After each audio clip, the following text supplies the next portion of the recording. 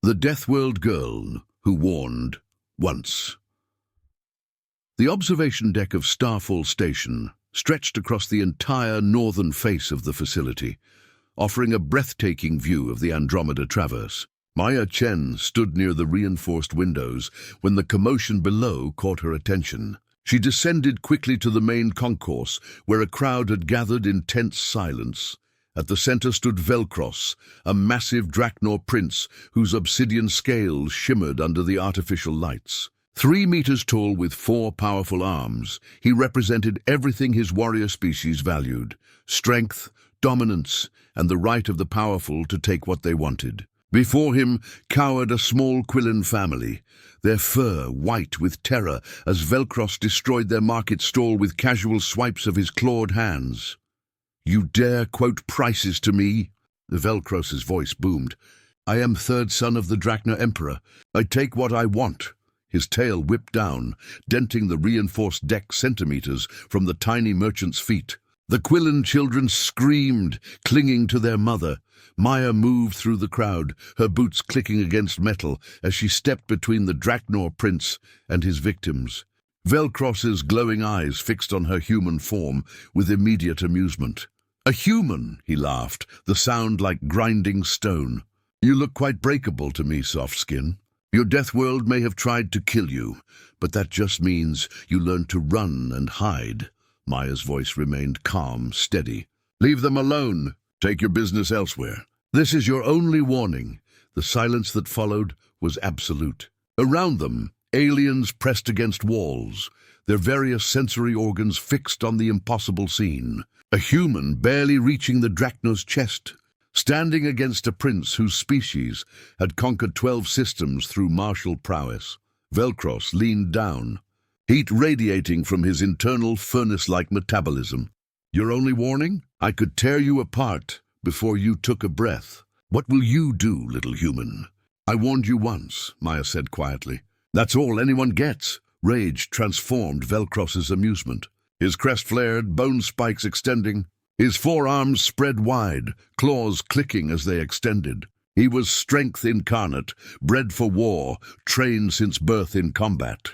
"Your funeral, human." He lunged with terrifying speed, all his mass and power focused on crushing the impudent creature before him. But Maya was already moving, not backward in retreat, but forward into his attack. Her hand shot up, fingers finding the joint where his primary arm connected to his torso, a weak point in Drachnor anatomy that most species never lived long enough to exploit. She struck with precision, learned from a childhood on Earth's deadliest continent, where hesitation meant death.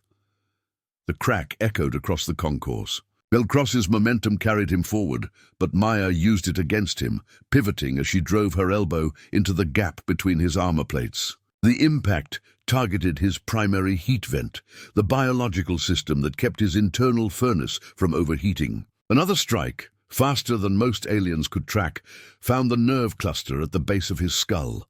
Velcros stumbled, confusion replacing confidence. He swung with his other arms, but Maya was inside his reach, where his size became a disadvantage. She swept his legs with a technique that shouldn't have worked on a being with a tail for balance, but did, because she'd calculated the exact angle needed.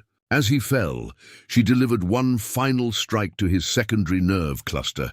The Drachnor prince hit the deck hard enough to crack tiles. And then the smoke began. Not actual fire, but vapor rising from his damaged heat vents as his body desperately tried to cool its overheating core. His scales flushed from obsidian to an angry red. His breathing came in labored gasps. Maya stood over him, barely breathing hard. "On Earth," she said, her voice carrying to every witness, "we don't just survive predators. We became them. Every human you meet learned that strength isn't about size or armor. It's about knowing exactly where to strike and having the will to do it." Station security arrived with medical teams. As they loaded Velcros onto a hover stretcher, still smoking and disoriented, Maya turned to the Quillen family. The father's fur had shifted to patterns of awe and gratitude. "Your stall," Maya said gently. "I'll help you rebuild it." The mother stepped forward, her children peeking from behind her.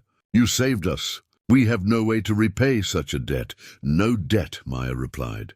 Just remember this, on most worlds, the strong dominate the weak. But humans learned something different. We learned that true strength is choosing not to use your power unless necessary, and then using it with precision when you must. Word of the incident spread through Starfall Station within hours, across the sector within days. The story evolved with each telling, but the core remained the same. A human had warned a Drachna prince once. He had laughed. And then he had fallen smoking to the deck while a Deathworld girl stood untouched above him. Velcros recovered, though his pride never fully healed. But something unexpected happened during his month-long medical stay on the station. He asked to speak with Maya, and in those conversations, he learned what his warrior culture had never taught him, that mercy was not weakness, that restraint required more courage than violence, and that the deadliest predators were often the ones who chose not to kill. When Velcros finally left Starfall Station, he carried those lessons home to the Drachnor Empire. Some called him weak for learning from a human. Others, wiser, recognized that he had learned what true strength meant. Maya returned to her engineering duties, calibrating gravity stabilizers and maintaining the station's systems. But the Quillen family never forgot, and neither did the hundreds of witnesses who saw what happened when someone ignored a Deathworld girl's warning. Because humans had learned long ago that on a planet trying to kill you every day, you survived not by being the strongest, but by being smart enough to warn your enemies once, and skilled enough to end the fight when they didn't listen. One warning, that's all anyone got. And on Starfall Station, everyone learned why.